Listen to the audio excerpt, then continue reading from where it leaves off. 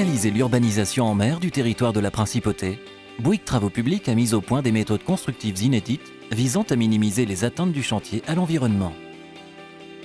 Permettant de gagner 6 hectares sur la mer, l'infrastructure est majoritairement construite par voie maritime. Elle est constituée d'un terre-plein entouré d'une ceinture de caissons en béton, posé sur un remblai sous-marin et abrite un petit port d'animation. Dès 2014, avec ses partenaires Tractebel, Andromède Océanologie et DHI, le groupement a conduit une étude d'impact afin d'identifier les enjeux environnementaux du site et les intégrer au cœur même de la conception du projet et de ses méthodes de réalisation. Avant même le démarrage des travaux, les premières actions environnementales sont mises en œuvre. Les 47 grandes nacres sont déplacées vers la réserve marine du Larvoto. Des appareils de surveillance continue de la turbidité et 2 écrans sous-marins anti-turbidité sont installés autour du chantier. Enfin, un écran de protection phonique est construit le long du rivage. Démarrent alors les travaux de dragage. Les vases sont extraites à l'aide d'une pelle équipée d'une benne écologique étanche, évitant la mise en suspension de matériaux. La première couche d'enrochement de la digue du portier est ensuite enlevée afin de créer des récifs artificiels écologiques à proximité. Afin de ne pas augmenter la turbidité, une drague aspire les sédiments sans rejeter l'eau et les achemine vers un lieu de dépôt spécialement choisi dans le respect de la faune et de la flore, à 200 mètres de profondeur. Le remblaiement peut alors débuter sur le fond rocheux mis à nu. Des matériaux élaborés en carrière sont stockés et lavés sur le port de Toulon. Ils sont chargés à bord d'un navire spécialisé et livrés à Monaco après 10 heures de mer. Un tuyau robotisé les achemine ensuite au plus proche du fond marin. Arrivé à son niveau définitif, le remblai est compacté par des engins flottants, puis réglé à l'aide d'un niveleur sous-marin.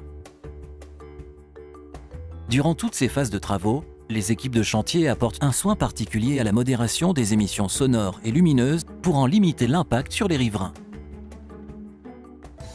Parallèlement, dans le port de Fos-sur-Mer, a démarré la fabrication des 18 caissons en béton armé qui constitueront la ceinture de protection du nouveau quartier. Hauts de 26 mètres et pesant 10 000 tonnes chacun, ils sont construits en coulage continu dans une grande structure métallique flottante appelée caissonnier. Lorsque le béton est coulé et que le poids de sa structure augmente, l'ensemble caisson-caissonnier s'enfonce lentement.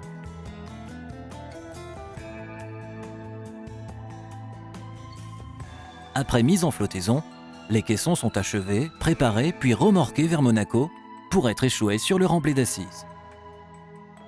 Ils sont ballastés à l'eau de mer, puis lestés avec des matériaux de carrière.